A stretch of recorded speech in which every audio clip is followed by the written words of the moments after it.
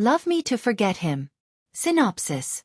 One evening, Sunthorn, a young businessman escaping the chaos of his company for a retreat at his ancestral beach house, stumbled upon an intriguing scene. It was Kriya or Cream, a woman devastated by her unfaithful boyfriend, wailing on the beach through day and night, assuming she was entirely alone. Amused and intrigued, Sunthorn watched her from a distance. However, when he noticed her stepping toward the sea in despair, he intervened and saved her life. From that moment, Sunthorn fell for Kriya instantly. Determined to win her heart, he set out to make her forget her ex-boyfriend by any means necessary. Will Sunthorn succeed? Stay tuned. Chapter 1. The conclusion of our love triangle. A 30-year-old woman wiped away her tears. Her name was Cream or Kriya, a writer who had just been abandoned by her boyfriend. Why, you ask? Let me think for a moment. 15 hours earlier, Kriya unlocked the small house she had co-purchased with her boyfriend, Youth. At that moment, she remembered the house was dark, but the 2 pairs of men's shoes on the rack confirmed that her lover was likely resting with his best friend. But then... oh! That sound. A chill ran down Kriya's spine. Her experience listening to her favorite radio programs made her uneasy. It was the voice of Youth, her own boyfriend. The bedroom wasn't far. Just a small room. She walked toward it, noticing that only a small light was on and the door was ajar. What she saw froze her in place. 2 bodies entwined, her boyfriend being the aggressor. But it wasn't just betrayal. It wasn't just infidelity. It was happening on her bed. Hers and Youth's. The scene was fiery, reminiscent of a premium adult film. Jaren, the best friend, moaned in pleasure. Ordinarily, Kriya might have enjoyed watching such films, but now she felt sick to her stomach. She couldn't take it anymore. She wanted to scream at the 2 of them, to demand justice. But her overly polite nature held her back, forcing her feet to retreat from the doorway. Once outside, she rushed to her beloved old car, started the engine, and drove off, not knowing where to go. As she drove, her phone rang. Youth was calling, which only made her more furious. She threw the phone aside as if it were burning her hand and cursed aloud. May you die of AIDS. Ugh. She slammed on the brakes and rested her head on the steering wheel, asking herself hopelessly why Youth could stoop so low. Was this a dream? It couldn't be real, could it? No. Despite being a writer who thrived on imagination, she had to face the cold, hard truth. Her lover had betrayed her, with a man. Her husband had become someone else's. She questioned herself. Was she too cold, too emotionless? Her mind ran in circles until she floored the accelerator again. The phone rang again. She glanced at the device, now wedged between the backseat cushions. Why was he calling? To describe his ecstasy? Eventually, she found herself at a quiet beach, unsure how she had arrived. The beach was desolate, with only tiny crabs scuttling quickly across the sand. Kriya stepped out of the car, letting the wind hit her face. Ah yes, it was the rainy season. No wonder no one was here. Scorching days and rainy nights kept the tourists away. Should she let the rain drench her, become ill, and die like the tragic heroines in her best-selling novels? No. If she had to die, it should be in a beautiful state. 15 hours later. Her tears had run dry. She had spent the entire night weeping, from yesterday afternoon until this morning. She was now a wreck. Her shoulder-length hair was dry and brittle from rolling and lying in the sand. Her clothes were tattered as if she had been robbed by pirates. Better to end it. Now she understood why heroines in movies walked into the sea. Why? Because she and Youth had been together since university. The bond was deep. She had never looked at anyone else. Her heart had room for only him. And so, her slim figure walked into the waves that eagerly reached for her. Splash. Enough! A deep voice roared as Kriya was lifted into someone's arms. Let me go! She screamed, her voice sharp. Salt water entered her mouth, making her choke. As she struggled, the man dropped her back into the waves. The mysterious figure then dragged her instead of carrying her. Still she screamed non-stop, her hair and clothes in complete disarray. Slap! The stranger smacked her. Who was this lunatic interfering with her life? Stop being ridiculous, he scolded, slapping her 2 or 3 more times. Kriya opened her eyes to look at him. Her world changed. He was someone who had interfered. No, who had bothered to save her? Though he dragged her rather than carrying her initially, and slapped her to bring her back to her senses, he was undeniably handsome. But her exhaustion caused her to faint in his arms. Though her body rested, a part of her mind registered that she was being carried by this strikingly handsome man to an unknown location. She vaguely heard another man exclaim, "Where did you drag this sea ghost from, Mr. Thorn?" "Ah, why not call me a mermaid instead?" "A sea ghost? How rude. She's someone who's lost hope. Why does every little thing make people want to jump into the sea? Take her and clean her up." This man, though strikingly handsome, had a sharp tongue that stung as much as his words cut. Kriya wanted to resist but could only lie there as another man, likely quite large given how effortlessly he carried her, took her away. The music in that place was soothing, a foreign melody she also liked. Her soaked clothes were removed, seemingly with ease by the burly man. Were these people cannibals? They didn't even flinch as they stripped her garments. Or maybe she was simply unattractive to men. That was plausible, wasn't it? Chapter 2. You're not the heroine, you're my servant. Splash. What a refreshing breeze. Kriya turned over a few times before stretching her legs lazily. Then, a bell, like one from a Western movie, jingled just a meter above her face. Jingle, jingle, jingle. What the heck? She squinted her eyes open to see a man she didn't recognize, wearing an oversized shirt with penguin patterns.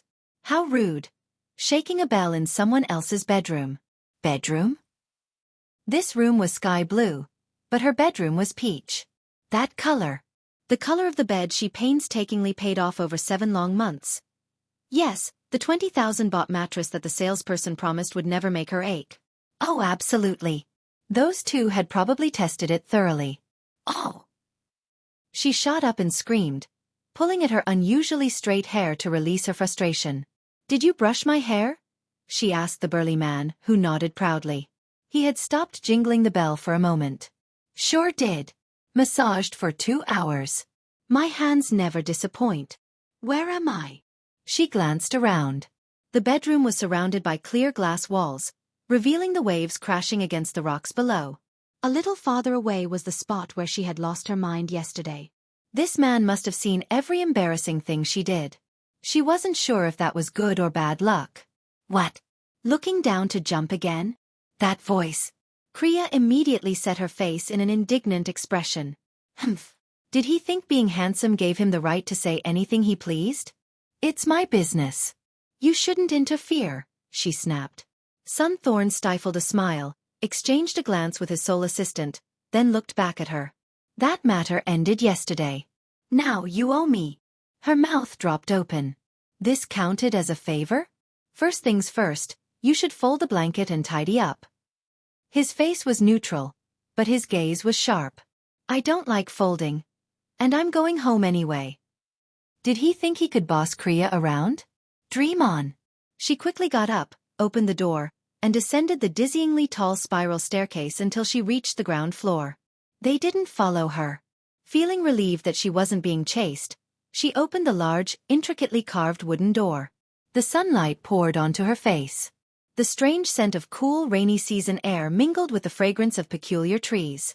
The spacious balcony wasn't an exit but a place to admire an assortment of plants she had never seen in her life.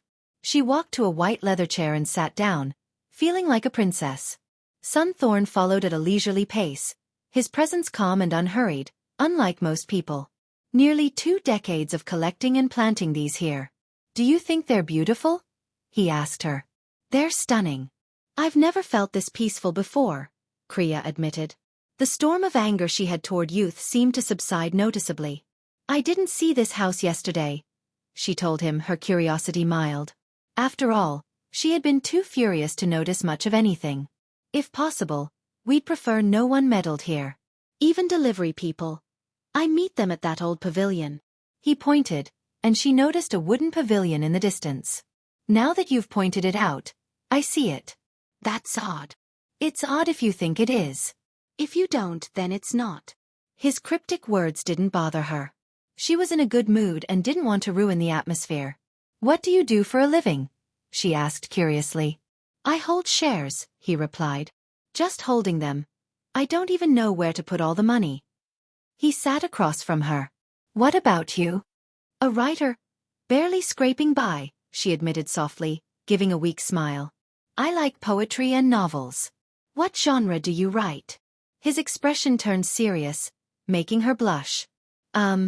Probably not a genre you'd enjoy. She didn't want to answer, embarrassed to reveal her work despite it being her source of income. Adult fiction then? He guessed. She nodded, looking away toward the trees. Odd how they thrive despite being by the sea. I don't like reading that kind of thing, Sunthorn admitted, gazing at her intently. When Kriya met his eyes, she saw the fiery passion within them, sending a shiver down her spine. I prefer doing to reading. Want to experience it. Ridiculous. They'd known each other for only 24 hours, and he was already suggesting something so outrageous. Pity. He seemed decent at first. I'll only do that with someone I love, she declared loudly, making Sunthorn's assistant, Jid-Jad, rush over. But seeing it was merely heated banter, he stood back with a bored look. But your lover didn't adhere to that rule, Sunthorn teased, leaning closer and resting his hand on her lap. She shifted away in anger. Don't you dare, she growled. And how do you know what my lover is like? You talk in your sleep. Very vividly. Sunthorn smirked, making Kriya's heart ache as the image of those two men flashed in her mind. I don't want to talk about it anymore, she pleaded, her pain still fresh. He nodded. Fine. We won't talk about your lover anymore. From now on we'll talk about us. No. Then pay me 300,000 baht for saving your life. I'm a frugal man. I didn't ask you to save me, Kriya shot back, standing and glaring at him. I don't have that kind of money. Writing month to month barely keeps me afloat. Fine, fine. Then you'll work it off for me instead. For how long? I'll pay you 20,000 baht a month. You can do the math. For now, it's almost noon. I suggest pumpkin soup and honey-roasted chicken for lunch. Kriya's jaw dropped again. She didn't know how to cook any of that. Jid-Jad, observing the scene with growing interest, felt his long-standing boredom lift. Finally, something entertaining was happening. I can't cook, she admitted. Ugh. Sunthorn feigned exasperation, while Kriya's nerves frayed. This man seemed decent, but why did he expect so much from her? Well, think carefully. This house is perched on a cliff. If I toss you over, no one will ever find you. He was resorting to threats now? I was about to jump anyway. Why did you save me? She didn't understand.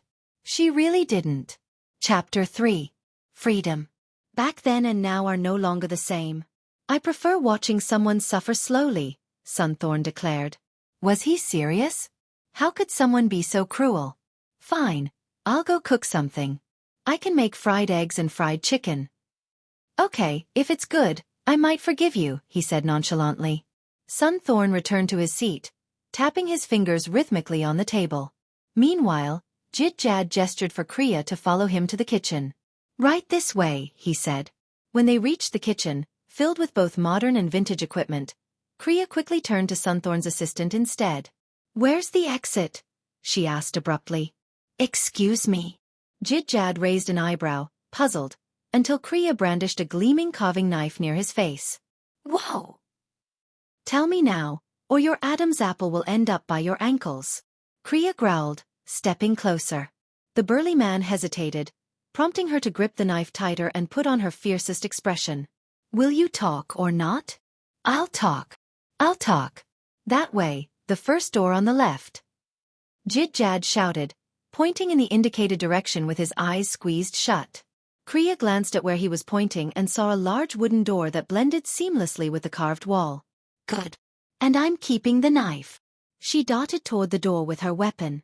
Jid-Jad sighed heavily, only to jump again when she suddenly turned back. What now? He stammered. Where's my car and the keys? They're in the same spot, probably rusting by now, as old as that thing is, he muttered, unable to resist a jab. I'm leaving. With that, she sprinted off again. The moment she opened the door, a gentle breeze caressed her face. The salty scent of the sea mingled with the sound of crashing waves. She looked around and felt an abrupt appreciation for life. There it was, her trusty old car. Hopefully it still worked. She yanked open the now stiff door and climbed inside, feeling a sense of safety wash over her. Turning the key still in the ignition, she was relieved when the engine roared to life. With tears in her eyes, she glanced back at the house hidden behind the large rock formation. Triumph surged through her heart. "Goodbye, you psychotic house," she yelled as she drove away. Though she quickly amended, it wasn't the house that was psychotic, it was the people. Did they think they could easily trap an erotic novelist like her? Think again. Meanwhile, Jid-Jad stormed into the room where Sunthorn was leisurely watching the waves through the window. The assistant's face was a picture of frustration. "Was that fun for you, Mr. Thorn?" "I almost had a heart attack." Sunthorn turned back and offered an apologetic look to his loyal aide. "Come on. I've been bored for so long. A little teasing livens things up." "She's probably thinking she's some sort of heroine by now," Jid-Jad grumbled, frowning. "Let her. We'll go find her tomorrow." "Let her rest for today," Sunthorn said with a smile, sipping his coffee. Jid-Jad stomped off while Sunthorn gazed out at the sea. This wasn't his usual place. It was just a retreat. He had work to do, and everything he had told her was just for fun. He had come here to escape his business partners and happened to witness all of Kriya's antics on the beach. Little did she know, he had been watching her through hidden cameras, amused by her every move. When it seemed like she might actually jump, he had rushed to save her. This had been a good day of relaxation. Sunthorn was certain of that. "Kriya, where have you been?" Youth rushed to her the moment she walked into the house. His face was full of concern, almost convincing enough to believe if she hadn't seen what she did that day. "How much equity do we have in this house, Youth?" she asked, walking to the couch, too disgusted to sit on their shared latex mattress. "We have it all written down, Kriya. But why are you asking?" "Did someone inquire?" he asked, sitting close, only for her to shift away. "Nothing. I'm putting it up for sale," she replied curtly, enjoying the shock on his face. "What? Where will we live then, Kriya?" Youth scratched his head in confusion, finding her behavior odd since she returned. "I don't know. But I'm not staying here anymore. I'm disgusted by rotting flesh," she spat, raising her voice. What are you talking about?" he stammered, his innocent facade too much for her to bear. "Oh, I'm talking about your live porn show. How many times have you cheated on me?"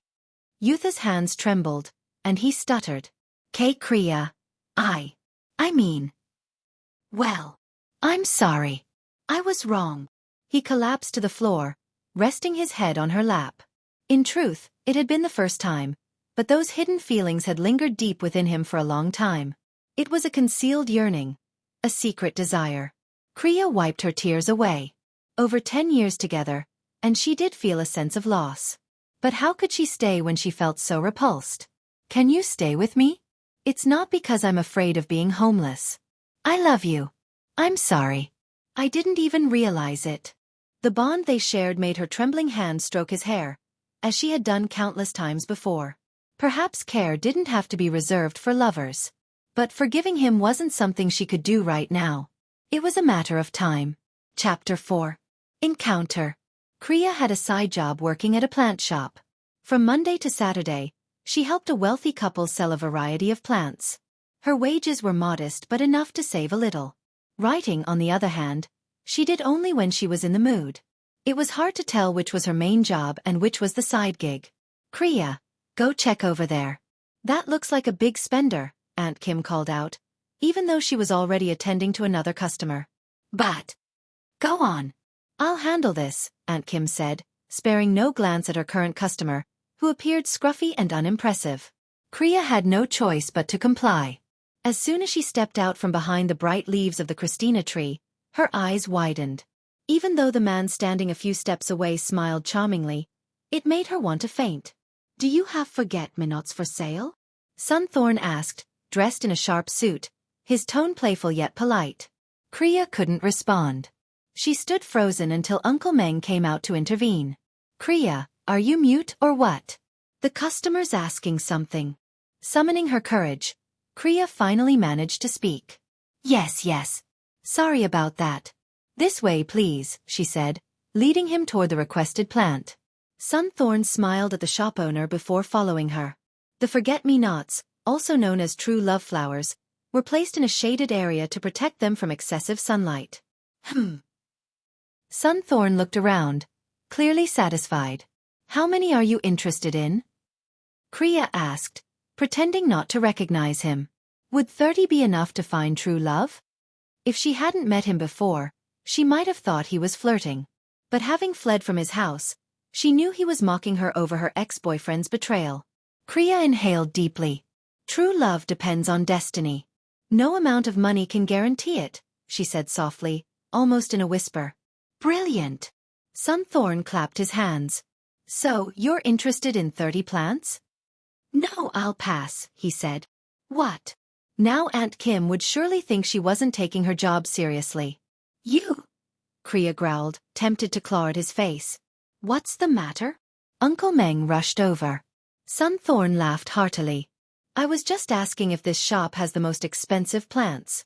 I'll take 30 of those. Miss Kriya seems a bit flustered. He was teasing her again, but Uncle Meng's jaw dropped. Yes, yes. Right this way. Uncle Meng exclaimed, overjoyed. Sunthorn winked at Kriya as they walked.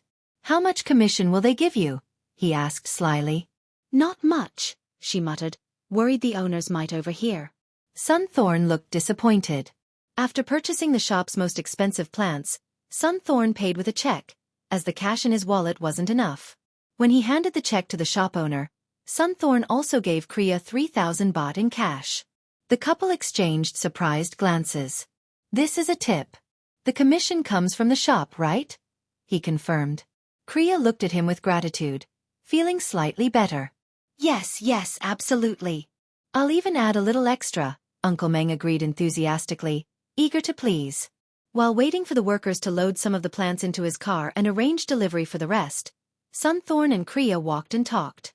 By the way, I'm sorry about the misunderstanding the other day. I thought you were a psycho, Kriya apologized hastily. It's fine. I live nearby. Does the shop allow employees to help with planting? I'll pay you for the work, Sunthorn replied. Is it because I'm a broke writer, Mr. Thorn? She asked, calling him out but without the earlier tension. Have you broken up with your boyfriend yet? Sunthorn stopped walking, his tone serious. Kriya stopped as well, recalling yesterday's events. Youth had clung to her knees, threatening self-harm if she left him, crying that it was just the beer his best friend had made him drink. I didn't even realize what I was doing. I'm so sorry, Youth had sobbed, leaving Kriya conflicted because she still loved him deeply. So, you haven't broken up with him? Sunthorn asked, his displeasure evident. I've been with him for so long. There's a deep bond, Kriya admitted softly. But he did that to you. Sunthorn protested on her behalf. I'll give Youth one more chance. Just one. I'll survive, she said with resolve. She would survive, but he, who desired her, might not. I'm truly disappointed in you, Kriya, Sunthorn said abruptly, leaving her stunned. Why was he angry with her? Could he like her? But that seemed impossible. He stormed off toward his car, leaving her standing there until Aunt Kim called her to collect her share of the sale. Do you know that customer, Kriya? Aunt Kim asked. She and Uncle Meng were pure-blooded Chinese and quite frugal. Not for long, Kriya replied, resting her chin on her hand. People like him, you should cater to. He must love plants a lot. Spent 900,000 baht. Oh my! Aunt Kim admired the check before pulling 2 1,000 baht bills from the drawer. Here, your share. Kriya was annoyed. A 900,000 baht sale, and she got only 2,000 baht? Good thing Sunthorn had tipped her 3,000 earlier. Aunt Kim was so stingy. But she took it. In this era, one couldn't afford to frown at their boss. Survival came first. And so, another day in her life as an employee ended. Chapter 5. A lover's plea for another chance. As Kriya returned home, the scent of steamed herb-infused fish greeted her. Youth, wearing a full apron, approached her with a wide smile, though his eyes still carried sadness. He was deeply regretful for having cheated on her. Jaren had called him several times, but Youth had kept his distance over the past 2 days. Tired? I made steamed tilapia today, he said. Kriya tossed her bag onto the sofa and collapsed onto it. A little tired, but I'll manage. Youth quickly bent down to remove her shoes. Since that day, There had been nothing between them. Kriya refused to sleep on their favorite mattress, opting to sleep on the couch instead. Their relationship was growing more distant, bound only by lingering attachment and pity. Youth massaged her feet tenderly as if trying to comfort her. Kriya pretended to doze off, but every time she closed her eyes, that scene haunted her. Turning abruptly, she stared at Youth with sharp eyes. "Enough, Youth." "What? Was I pressing too hard?" he asked in a pitiful voice, though he could guess the real reason. He just didn't want to accept the truth yet. "Actually, I'd like to rest quietly. Why don't you go do something else?" she suggested. Though not outright dismissal, it was close enough. Youth nodded and retreated to the kitchen. Kriya sighed, ruffling her hair as she often did in frustration. She couldn't see a way out, and their relationship seemed destined to sink. Thankfully they hadn't married, or the emotional toll would have been much greater. Beep, beep, beep. The simple ringtone of an incoming call interrupted her thoughts. It was an unfamiliar number, not saved in her phone, but she answered anyway, thinking it might be a customer from the plant shop. "Hello. Are you free?" The voice on the other end was noticeably tipsy. "Who is this?" Kriya sat up, puzzled. "It's me, Sunthorn. I just need someone to talk to." She sighed deeply. "I haven't had dinner yet. I've made spicy jungle curry. You'd love it." How did he know she loved jungle curry, especially with plenty of bamboo shoots? Her grandmother used to make it often when she lived in the countryside. "Ah. I'll send you the location," Sunthorn said as though he knew her answer. His voice carried the loneliness he claimed. Kriya felt a flicker of empathy, but as she glanced at Youth setting up the dinner table, her expression softened. "We're about to have dinner, Mr. Thorn." He chuckled dryly. "Well, enjoy then." Click. The line went dead, and Youth called out to her. "Dinner's ready." It was just like every other day. If that incident hadn't happened, she wouldn't feel this itch in her wounded heart. Kriya lazily walked to the kitchen, where the aroma of steamed fish filled the air. Chamomile tea accompanied the meal. "Please have a seat," Youth said, pulling out a chair for her. She murmured a soft thank you. The steam rising from the freshly cooked rice contrasted against the glow of the light above. "Eat up, Kriya," Youth encouraged, serving her fish and sliding the seafood dipping sauce closer for easy access. The more he tried, the more she thought of that day. Even as she spooned rice into her mouth, it tasted of nothing. Kriya figured her sense of flavor had left her on that day. Still, she forced a smile at him, knowing he was hurting just as much. "It's delicious," she said. At her words, tears welled in Youth's eyes and spilled down his cheeks. He quickly wiped them away with the back of his hand, laughing nervously between sobs.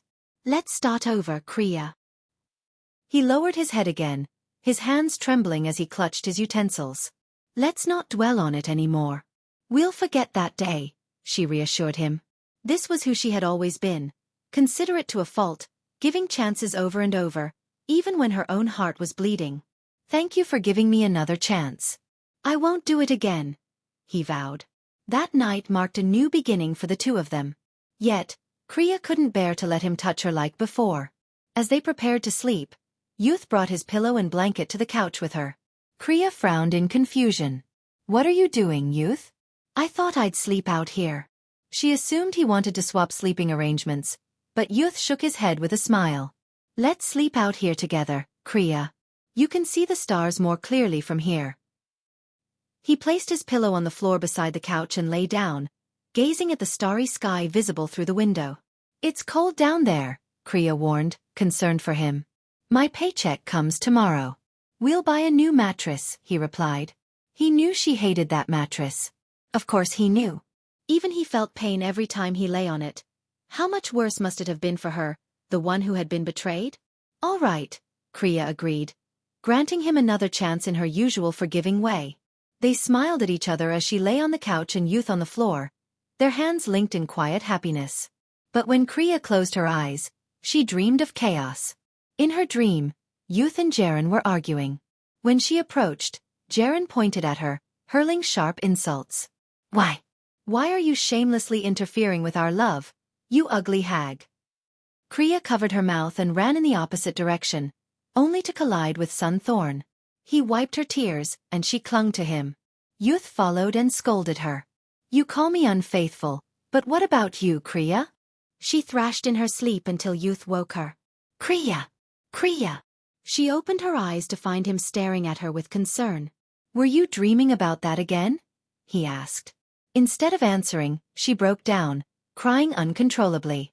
She didn't want to feel this way. Whose fault was it? Hers or his? I'll help you forget, Kriya, he promised, holding her hand tightly. But she wasn't sure if that day would ever come. With each passing moment, the truth became clearer. Chapter 6.1. An unexpected turn of events. The morning air was crisp and invigorating. At the plant shop, the atmosphere was lively, reminiscent of a winter morning in foreign countries that Kriya had only seen on a large rectangular screen. She longed to visit such a place at least once in her life, though it felt impossibly distant. Here early, I see, a smooth voice greeted her, startling Kriya as if she'd seen a ghost. Mr. Sunthorn. Yes, it's me, Sunthorn replied with a sly, handsome smile. What are you doing here? And how long have you been standing there? Her frustration bubbled up. Why was he here to throw her off balance again? I came to invite you on a trip, he said, his voice tinged with sadness and confusion. I have work, Kriya replied quickly, unlocking the wrought iron gate to enter the shop. Sunthorn stood tall, clearly planning to follow her inside. Hey, she protested. I'm lonely, he admitted. Well, I'm not, and I have work to do. I'll pay you, Kriya. Name your price. Her anger flared. Did he think she was someone who could be bought? Mr. Thorn, I've reconciled with Youth, she stated firmly, hoping it would snap him out of whatever he was feeling. But you'll never truly get over it, Kriya, he countered. You should give yourself a chance. A chance for what? I don't need it. This was too much. He had no right to interfere in her life, no matter what kind of savior he fancied himself to be. Was this supposed to be his idea of goodwill? Well, isn't that Mr. Sunthorn? Aunt Kim's voice broke through as she climbed out of a car, addressing her husband. Kriya felt a sense of impending chaos. Oh yes. How can I help you, sir? Uncle Meng hurried out, eager to please. Sunthorn turned to Kriya, who glared at him in frustration. I came to ask Kriya to help plant the trees I bought yesterday, he explained. Oh, Aunt Kim drawled, her tone curious. Sounds like your house must be enormous, huh? Kriya muttered sarcastically. Of course. We offer exclusive services to our special customers, Aunt Kim chimed in sweetly. After all, nearly 1,000,000 baht made him very special indeed. But I'm not going, Aunt Kim. Find someone else, please, Kriya protested. Kriya! Uncle Meng and Aunt Kim exclaimed in unison, their expressions sour. If you don't go, then don't bother working here anymore. Uncle Meng snapped, visibly angry. Kriya shot a furious look at Sunthorn. Fine, she conceded, storming ahead. Sunthorn grinned in triumph and thanked the shop owners profusely. Thank you so much, he said before hurrying after Kriya. As Aunt Kim turned to her husband, she asked, Did Kriya just agree to do it? Uncle Meng scratched his balding head. I'm not sure, Aunt Kim. I'm really not. Kriya headed for her own car, but Sunthorn stepped in her path, looking confused. Are you planning to take your own car? I'm going home. Move. Wait. He grabbed her wrist and pulled her toward his car. Kriya resisted, protesting loudly. Let go of me, you lunatic. From the shop, Aunt Kim and Uncle Meng watched the scene unfold, their expressions puzzled but intrigued. Do you think they're secretly dating? Aunt Kim asked. Seems like it. Let's get back inside, Uncle Meng replied. Meanwhile, Sunthorn successfully pushed Kriya into his luxury car. She tried to open the door, but it was locked. You, she growled, breathing deeply as she clenched her fists. Just come with me for a little while, he pleaded. Fine, but after this, we're even. The debt from your so-called help will be considered repaid, she retorted. Sunthorn was momentarily stunned by her ultimatum, but he quickly started the car, causing Kriya to flinch and fasten her seatbelt hastily. She glared at him in anger. If you're going to drive like this, let me out. Before she could finish her sentence, Sunthorn abruptly swerved the car around a corner. Other drivers honked and gestured angrily as they passed. You're insane, she shouted. I'll drive properly if you stay calm, he replied. Chapter 6.2. Beyond Expectations. It was unclear how many spirits had possessed her, but Kriya obeyed Sunthorn's instructions, remaining quiet. Soon, the atmosphere in the car became calmer, and Sunthorn drove smoothly. Shall we stop at a coffee shop? He asked, now in a much better mood. Just take me where you plan to go, she replied curtly. A hotel, he said with a wink. What nonsense! Why would we talk at a hotel? She snapped, disgusted by him. After all, she had a husband. I need you, he said plainly. But I already have a husband. He'll never truly be faithful to you. Just wait and see, Sunthorn retorted with a sneer. You're despicable. Fine, I'm despicable, he conceded. Despite his words about a hotel, he pulled into a small artistic cafe filled with music and charm. I love coming here, and I thought you might like it too, he explained. They got out of the car and walked into the cozy cafe at a leisurely pace. It's small but elegant. I bet the drinks are pricey, Kriya remarked, her tone critical. That's the nature of investments. A single painting here can cost hundreds of thousands, even millions, he replied. Soft foreign music began to play, harmonizing with the serene ambience, and Kriya found herself smiling. Would you like a drink? Sunthorn asked as a polite, beautiful waitress handed them menus. Ah. I'll have a rose tea frappé, he ordered. I'll have the same, Kriya quickly added. Sunthorn smiled warmly, and she turned away sharply. Let me show you something, he said, grabbing her hand and pulling her toward another section of the cafe. She tried to shake him off, but his grip was firm. See? Even in a small cafe, you can find artwork worth billions, he said, pointing to a painting of a horse in anguish. But Kriya failed to connect with the piece, let alone its price. If I had billions, I'd rather start a foundation for orphans, she remarked, lifting her chin disdainfully at the expensive artwork. Sunthorn laughed heartily and continued to drag her along. Could you stop pulling me like I'm blind? She growled. He abruptly pushed her against the wall and seized the opportunity to kiss her rose-colored lips passionately. Kriya struggled to push him away, but the intensity of his desire stirred something within her. It felt like thousands of butterflies fluttering in her stomach, a feeling she had never experienced, not even with youth. His warm tongue explored her mouth, savoring the sweetness. He hummed in pleasure, his initial resistance melting into an intimate caress. His knee pressed against her thigh, lifting her skirt higher as his labored breathing revealed his growing need. Oops! A waitress exclaimed softly, catching sight of the heated scene. Kriya quickly pushed Sunthorn away as he groaned in frustration. I'm sorry, the waitress stammered, bowing before setting their drinks down. Kriya snatched hers quickly and forced an awkward smile. Thank you. The waitress hurried away, likely to gossip about what she had seen. Kriya's face turned crimson as she handed Sunthorn his drink and avoided his gaze. She used her fingers to rub her lips, as if trying to erase the memory. Let's find a seat, Sunthorn broke the silence. Kriya nodded, and they stepped outside into the sunlight. An archway of climbing roses created a beautiful tunnel, adding to the charm of the moment. Ha ha, Sunthorn chuckled at her, but she avoided his sharp gaze. If only she had resisted earlier, things wouldn't have escalated like that. What are you laughing about? She asked, still not meeting his eyes. He leaned in close and whispered, I just realized, you want me too. Kriya's mouth fell open, but no words came out. She was utterly speechless. Chapter 7. They love each other. So who am I? True to his word, Sunthorn drove Kriya home.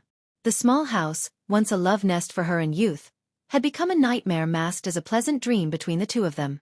I'll always be here for you. Just call me Kriya, Sunthorn said with his piercing eyes and pale rose lips. Kriya ignored him and quickly exited the car, avoiding questions should youth return. But as the luxury car drove away, Kriya realized she had been wrong. The sight of two pairs of shoes placed side by side, just like that day, made her feel faint. Yet she steeled herself, determined to face this once and for all. This time it had to end. She just needed proof. Her trembling hands reached into her bag for her phone as she staggered into the house. The sound of two men arguing echoed outside. I don't care how you feel anymore. I need you out of my life, Ron. Do you hear me? Youth shouted, shoving and grappling with another figure. "Don't say that, youth. I'm your wife. I'm your wife," Jaren cried out, his words cutting into Kriya's heart like a dagger. "You love me. You're just lying to yourself, youth," Jaren sobbed, his emotions raw. The confrontation grew intense. Youth shook his head, trying to pry Jaren's clinging hands off him, but Jaren refused to let go. "If you leave me, I'd rather die," Jaren declared, running toward the kitchen. Youth sprinted after him, and Kriya's pounding heart compelled her to follow quietly. "Don't be crazy, Ron." The clatter of a knife echoed through the kitchen. Kriya sank to the floor, her spirit drained. It was clear now, they truly loved each other. "Tell me, youth. Do you love me? Say it," Jaren demanded. "Put the knife down now. Tell me first." "Fine. I love you, Ron. I love you. But I can't leave Kriya either." "Damn it." It was a declaration that paralyzed Kriya. She couldn't even record it for evidence. Her heart was too fragile, too weak.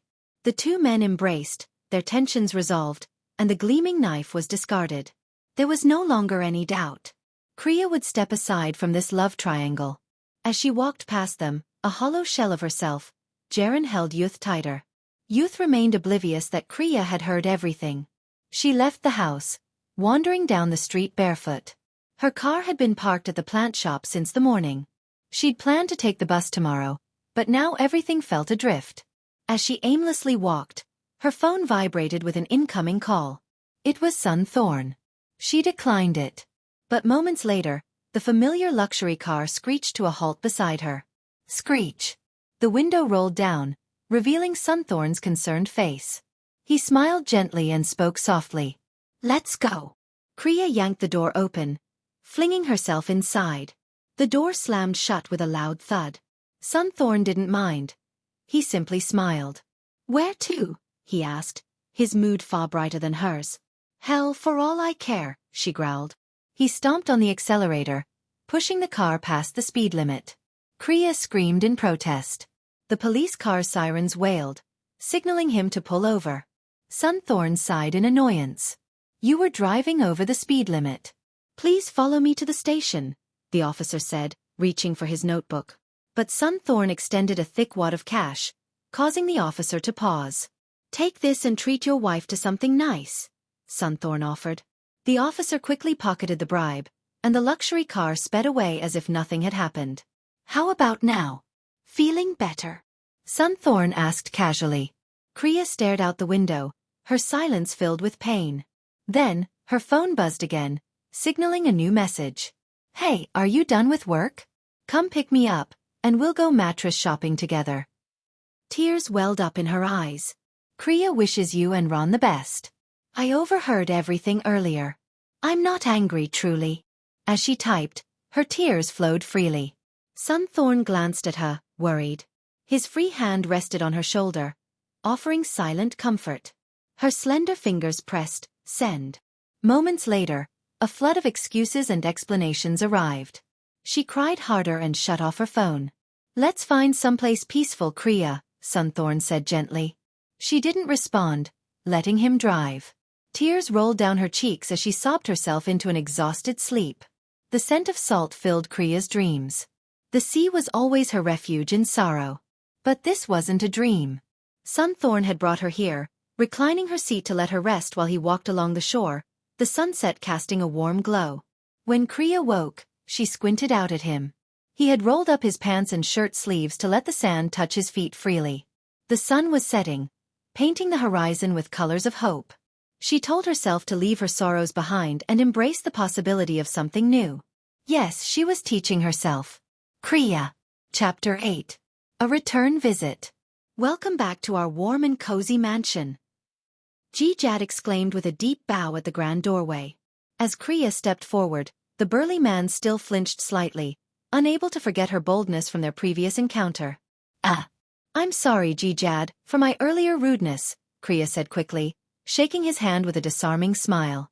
"Oh, it's no problem at all. A person like me, Jad, is always dealing with all sorts of drama, you know," he said with an exaggeratedly woeful expression, earning a mock glare from his boss. Jad stepped aside to set up snacks on the table, inviting the two to sit and enjoy. Knowing Miss Kriya would be visiting, I made shrimp wrapped in mushrooms, or is it mushrooms wrapped in shrimp? Served with shrimp roe and a special salad dressing. It's divine, Jad announced, presenting the plate for Kriya to taste. It's excellent. You're really talented, Mr. Jad, Kriya complimented sincerely, but Jad pretended not to hear the praise. Jad, Sunthorn interrupted. Prepare a room for Miss Kriya. She'll be staying here for a while. Also, take the car keys and head back to the house in Bangkok tonight. What? Jad looked back and forth between Sunthorn and Kriya, bewildered. Kriya was equally puzzled, about to ask for clarification when Sunthorn added. And finish setting up the 30 variegated plants in the next 3 or 4 days before they're beyond saving. Using an unassailable excuse, Sunthorn left both Jad and Kriya with little room to argue. If Kriya volunteered to help, he'd insist she stay as someone in need of emotional recovery. All right, Mr. Sunthorn. Fine. Jad sighed and walked off, presumably to pack his things. Kriya imagined him muttering under his breath the entire way. Silence once again enveloped the room. Tomorrow, I'll cook for you myself. Don't worry, Sunthorn reassured her with a broad smile, reaching out to gently wipe a speck of salad dressing from her lips. It feels like I just came back yesterday, Kriya remarked, chewing thoughtfully on another shrimp. Secretly, she wished Jad were in charge of the cooking. Are you ready to start anew with me? Sunthorn's sudden question caught her off guard, causing her to choke. He quickly stood, moving behind her to pat her back and hand her a glass of water. Thank you, she managed after taking a sip. Did my question shock you? Sunthorn asked, his intense brown eyes filled with hurt. No, it's just... I recently had my heart broken, she explained, hoping to ease the tension. I'm asking for a chance because I've done everything for you, he pressed. Are you keeping score now? Kriya asked, feeling a pang of regret. You don't seem to appreciate me at all, Sunthorn accused before storming out of the room. Kriya sat frozen. Why did he have to bring this up? Why did he have to make her feel indebted? Unable to eat another bite, she quietly took her plate to the sink. Would she ever find the happiness she deserved? Kriya! She turned to see Sunthorn's tall figure return. His face conflicted. Yes. He walked over and wrapped his arms around her waist from behind, slipping his hands under hers. His voice was sorrowful as he whispered, I shouldn't have pressured you for an answer. Oh. It's fine, she replied hastily, her hands trembling as his rough cheek brushed against her neck, sending unfamiliar sensations coursing through her. I've liked you since the moment I saw you, he confessed, his voice deepening. Mr. Sunthorn. She began, trying to protest, but he pretended not to hear. Instead, he lifted her effortlessly into his arms. I'm going to make you forget him, Kriya, he declared, his voice husky with determination. As he carried her up the spiral staircase, Kriya felt dizzy from the altitude and the moment itself. The steps were taken slowly but steadily until they reached the top. With one hand, Sunthorn turned the antique doorknob, the click echoing softly, and carried her to the bed. The faint scent of orange blossoms wafted through the room, speaking to Sunthorn's fondness for vintage aesthetics. Her head rested on the fine fabric of the pillows, and she almost closed her eyes to sleep. Do you like this room? He asked gently. Any bedroom is comfortable, really, she replied, causing his expression to harden instantly. I want my room to be special for you, Kriya, he said, his nose brushing against her hair as he spoke, igniting a strange warmth within her. Isn't this too fast? She asked, her voice uncertain. What assurance did she have that he wouldn't abandon her after having his way? I want you to be mine as soon as possible, Sunthorn said, his jaw tight with resolve. But I feel sticky, Kriya admitted, her honesty cutting through the tension. She hadn't showered since morning, and the day's grime felt unbearable. Fine. We'll soak in the tub together. Wait here while I prepare it, he said, stepping away. As Kriya stared at the ornate chandelier hanging from the ceiling, her breath quickened with nervous anticipation. From the other side of the room, she heard the sound of water filling the tub and caught a hint of a fragrant aroma wafting through the vent. Her heart raced. Moments later, Sunthorn returned, his honey-toned body bare and glistening. Good heavens! He was completely naked. Did he think she had no sense of modesty? I've come to escort my bride-to-be to her bath, he announced, extending a hand toward her. Kriya's trembling hand reached out to his. Your hand's cold. Are you that nervous? He teased. Chapter 9. He's completely smitten. Just a little, Kriya replied, though she suspected she was lying. As she stood, she stumbled into Sunthorn's firm, warm chest. His fiery gaze seemed to melt her down to nothing. Please don't look at me like that. Then I'll kiss you instead, Kriya, he teased before pressing his cool lips to her pale, soft ones. His skilled tongue sought the sweetness in her mouth, leaving her weak and unsteady. But Sunthorn's strong arms caught her, sweeping her up as he carried her into the bathroom, where the warm rose-scented water filled the tub to the brim. He gently lowered her into the wooden tub, the soothing water enveloping her. The relaxation was almost overwhelming. As he moved to undress her in the water, his hands lingered on her body, brushing against her skin with reverence. When he reached her lace bra, he couldn't help but admire her youthful curves. Kriya closed her eyes and let out a soft sigh.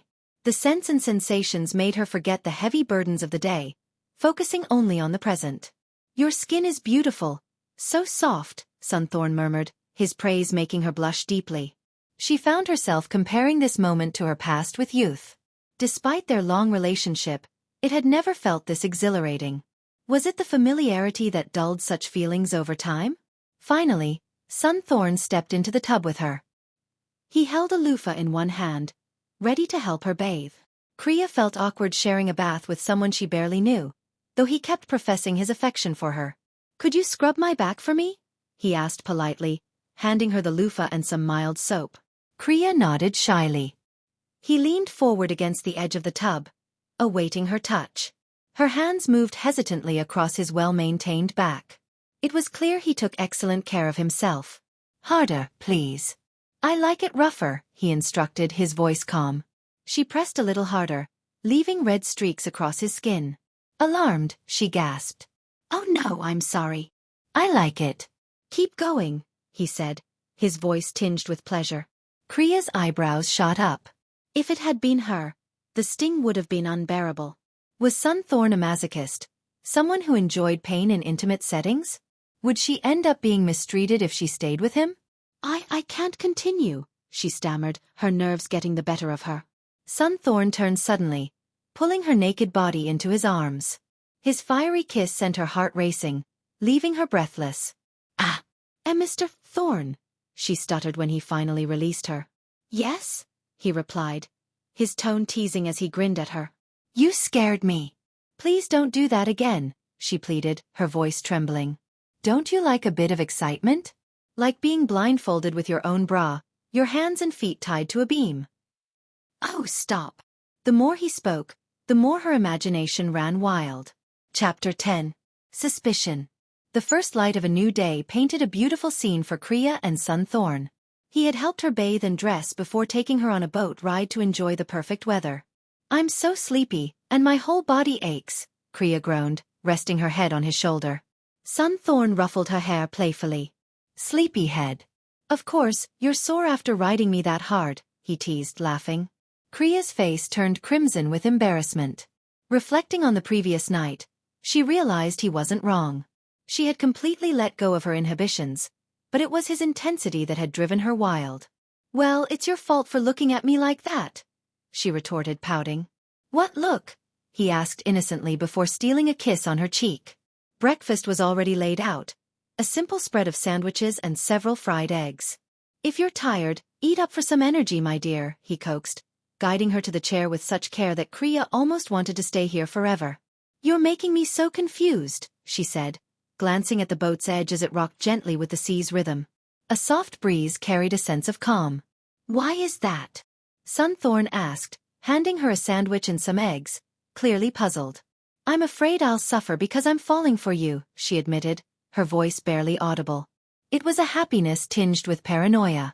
Oh, you poor thing, he sighed, lightly patting her head. We won't stay here forever, you know. You'll have to help me with work soon. My mother's flying into Thailand in 2 days, he added. Your mother? She repeated, startled. Yes, my mother. She'll be like your mother too, he said nonchalantly, taking a bite of his egg and savoring the pleasant morning atmosphere. What's she like, Mr. Sunthorn?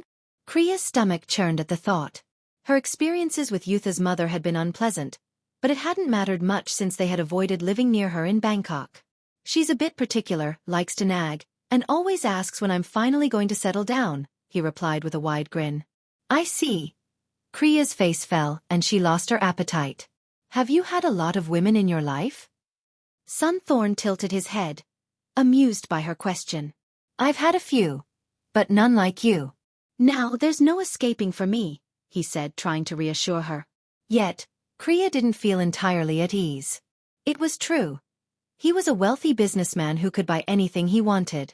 While he couldn't buy her, she couldn't deny that money made life's burdens lighter. You look so tense. You're not thinking about your ex, are you? Sunthorn asked, misinterpreting her expression. No, she replied quickly. She had nearly forgotten youth altogether, and she couldn't even remember where she'd left her phone. Let me warn you, I'm a jealous man. If I see you with him again, I'll punch him, Sunthorn said, frowning at the thought. I've moved on from youth. I'm not even angry. I understand him really, Kriya said softly. Oh. His tone turned mocking. You must have loved him for a long time then. Mr. Sunthorn, please don't start with me, she sighed. She should have been the one angry, yet somehow, he'd taken over that role. I'm not starting anything. Listen to yourself. You talk like he's some poor misunderstood soul, he retorted. Well, he kind of is, Kriya replied, absent-mindedly poking at her food. Sunthorn's frustration grew. I made this meal for you. Is it not good? I'm not great at cooking, but should I call Jijad back? Oh no, please don't, she said, hastily picking up a sandwich to eat. Only now did she realize how hungry she truly was. Don't pretend it's good if it's not, Kriya, he grumbled, sipping his coffee only to burn his tongue, which made him even more annoyed. Kriya was at a loss. What exactly did he want from her? Promise me you won't go back to him, he demanded. Yes, I promise, she replied hurriedly, her mouth full of food. You've promised now, he said with the pout of a petulant child. Still, the tension eased as she finished her meal, her hunger finally sated. Sunthorn's anger and worry melted away, and the sweetness returned to their morning. Chapter 11.1 Uneasy Heart. 2 days later, at the airport. At the very first sight of Sunthorn's mother, Kriya wanted to dig a hole and disappear. The woman's gaze seemed to silently ask her son, where on earth did you find this one? Sunthorn had told Kriya to dress nicely, but she despised extravagant clothing and opted for simple attire that was presentable yet modest. Hello, my beautiful mother, Sunthorn greeted with a respectful "Why?" And indeed, she was beautiful. Her youthful face and impeccable complexion spoke of meticulous self-care. Kriya quickly followed suit, performing a "Why?" of her own. Sunthorn acknowledged their greetings but couldn't hide the question lingering in her eyes. Mother, this is Kriya, my girlfriend, Sunthorn introduced her with a proud smile. Sunthorn seemed to reconsider, her expression softening slightly. Perhaps this young woman was better than she had initially thought. Ah yes. Nice to meet you. Well, why don't we get something to eat? I'm starving. Or should we head home instead? That sounds perfect, Mother. Jijad is in Bangkok too, Sunthorn replied, wrapping an arm around his mother's waist while holding Kriya's hand with his other. Kriya followed awkwardly, unsure how to behave. Yet Sunthorn's steady warmth and unwavering support reassured her enough to quietly comply. Chapter 11.2 An Uneasy Meal. At the house, Jijad, who never disappointed when it came to meals, appeared in the kitchen wearing an apron and carrying a large platter of spicy seafood stir-fry. The aroma made Kriya's stomach growl audibly, prompting Sunthorn to glance at her with amusement. Well, your stomach didn't growl like this when you were with me, he teased. Kriya gave an awkward smile, remembering how simple their meals had been, mostly because their time had been spent elsewhere. Sunthorn cleared her throat, clearly unimpressed. Coming through, Jijad called out cheerfully, setting the steaming dish at the center of the table. He quickly dashed back to grab plates and utensils, with Chun, a housemaid, assisting in serving the food to everyone, including Kriya. Let's just eat for now, Mother. I'm worried you might be too hungry to wait, Sunthorn said as he helped his mother to a serving. Sunthorn wasted no time, eagerly spooning the food onto her plate, her hunger evident after the long flight. Delicious. Though a bit spicy, the dish was just as tasty as always. "Well, how is it, ma'am?" Jad asked eagerly. "Exquisite. Truly delightful," Sunthorn praised, bringing tears of joy to Jad's eyes. "You are one of my son's greatest assets," she added, dabbing at the corner of her mouth with a napkin. Jad pulled out his handkerchief to wipe his tears, and Sunthorn laughed. "What's so funny, Sunthorn? You're laughing now, but your own issues aren't nearly as amusing," Sunthorn said pointedly. Kriya froze, unsure of the underlying meaning. She cast a questioning glance at Sunthorn, who chose to diffuse the situation by evenly serving food onto both his mother's plate and Kriya's, ensuring neither could feel slighted. After the main course, Jad, ever the enthusiastic cook, presented fruit sorbet as dessert. Sunthorn praised him again but used the opportunity to jab at Kriya with passive-aggressive remarks. Kriya couldn't shake the feeling that Sunthorn was subtly opposing her presence. As lunch ended, Kriya pulled Sunthorn aside for a private conversation outside. The young man seemed to sense her discomfort. "I'm sorry about my mother, Kriya. She's not petty, but she can be a bit particular," he said preemptively, before she could speak. "Mr. Sunthorn, actually, a fellow writer invited me to collaborate on a series project. I was thinking of spending a month working quietly," Kriya explained. "Kriya!" Sunthorn groaned, shaking his head. It was clear he knew she was trying to distance herself. "What more can I do to make you feel at ease?" "I'm not upset with you. What I said is the truth. You can call my friend to confirm," she said, offering him her phone. But he didn't take it, instead looking at her with wounded eyes. "I'd rather you help me with my work at the company," he suggested. "That's not really my strength. I prefer writing and sales," Kriya replied, declining his offer. Sunthorn reached for her hand, pressing it against his chest. "No matter how long you try to avoid me, I won't let you go," he said firmly. "Oh, Mr. Sunthorn. Sunthorn. Where are you, son?" Sunthorn called from inside. Kriya quickly withdrew her hand, leaving Sunthorn looking disheartened. "Please answer her for me," he requested. She nodded before hurrying off with just her wallet and phone in hand. Rejecting the idea of taking his luxurious car, Kriya opted for a taxi back to the house she had purchased with youth. The home, once filled with life, now seemed desolate and empty. Walking inside, she felt an overwhelming loneliness as tears welled in her eyes. The large framed photo she had once proudly edited and hung on the wall remained in its place, a memory of happier times. "Why are you back here?" a voice behind her asked. Turning, she saw Jaren, his expression cold and full of suspicion. "I own half of this house. If anything, I should be asking why you're here," she snapped, her patience finally wearing thin. Normally one to avoid confrontation, Kriya couldn't hold back in the face of his behavior. "Really? Youth never mentioned that. How was I supposed to know?" Jaren sneered as he sauntered over to the fridge, acting as though he owned the place. "Where's Youth?" she demanded curtly. "No idea. He left early this morning. Maybe he's sneaking around with his ex-wife again," Jaren said, his tone dripping with venom. Kriya clenched her fists at his audacity. Not only had he taken what wasn't his, but now he was mocking her openly. "I need to talk to him about something important," she said, dialing Yutha's number after unblocking it. "You're not trying to get back together with him, are you?" Jaren asked suspiciously. Kriya didn't answer, and moments later, Youth picked up the call. "Youth, don't ask me anything. Just come home, I need to talk to you," she said, her tone firm. It seemed Youth was thrilled at the chance to speak with her. Within minutes, he arrived on his motorbike, practically leaping off to reach her. "Kriya, Kriya," he called out, attempting to hug her in his excitement. She stepped back, noticing Jaren glaring from the kitchen with a glass in hand. "What are you two talking about?" "I want to listen too," Jaren interjected. "You can't," Youth and Kriya said in unison. "Please, Jaren, just give us some space," Youth added, pleading with him. "Why, Youth? Please. Don't ask any more.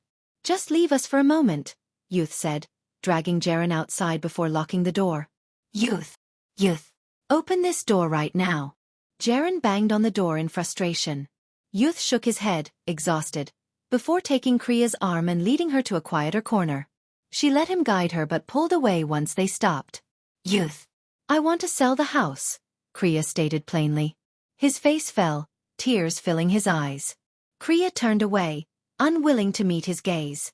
"All right, Kriya," he said finally, his voice heavy with sorrow. Chapter 12. The End. Kriya left Youth to handle the sale of their house while she retreated to the countryside, hoping to escape all the emotional turmoil. However, screech. Barely a week after changing her contact number, her peace was interrupted. Startled, she left her desk and rushed to the door to see who had arrived with such reckless driving. As soon as she opened the door, her eyes widened behind her glasses as if she'd seen a ghost. Before she could react, the muscular figure of the intruder pushed her back inside and slammed the door shut. The towering man growled, "How could you lie to me, Kriya? Do you think I'm a toy you can discard?" Sunthorn's voice boomed as he shoved her onto a single-seater sofa. "No. I came here to work," she stammered, trying to explain. But his wild, menacing demeanor sent chills down her spine. "You changed your number and thought I wouldn't find you?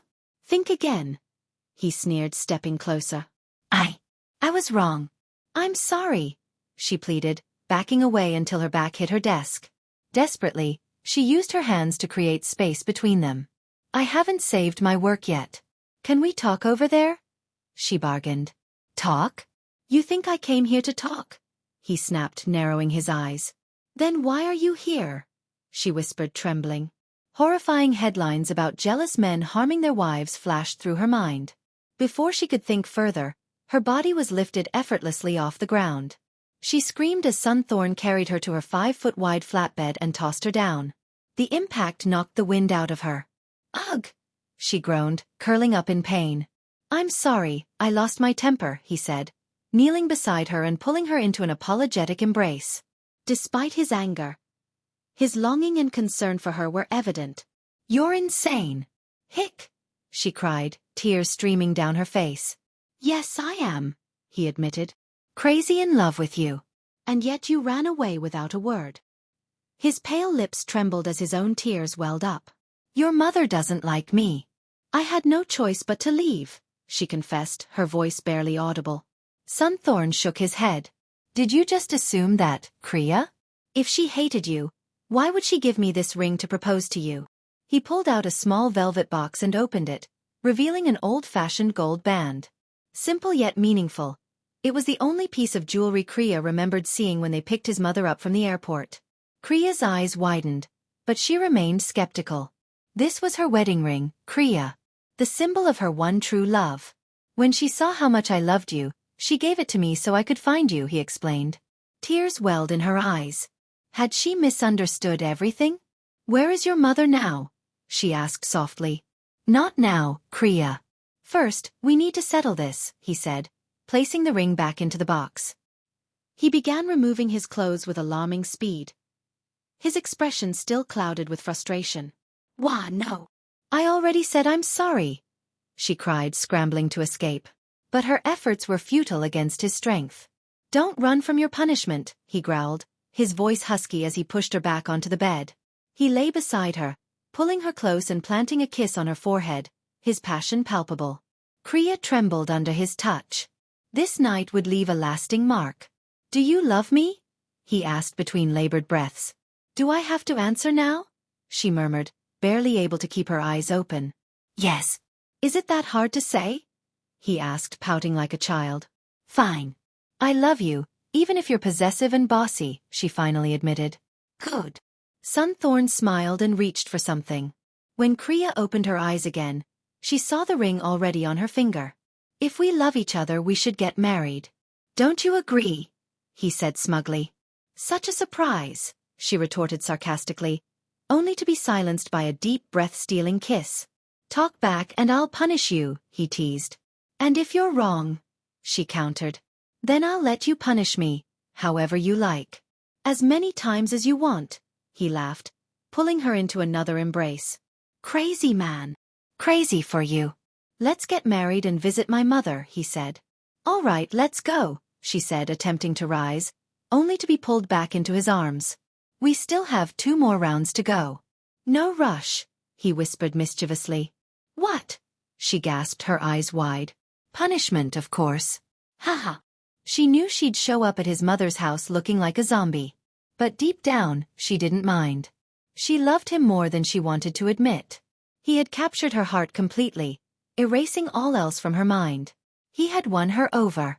And so, the fireworks of love blazed once more, again and again, until there was nothing left but their shared happiness.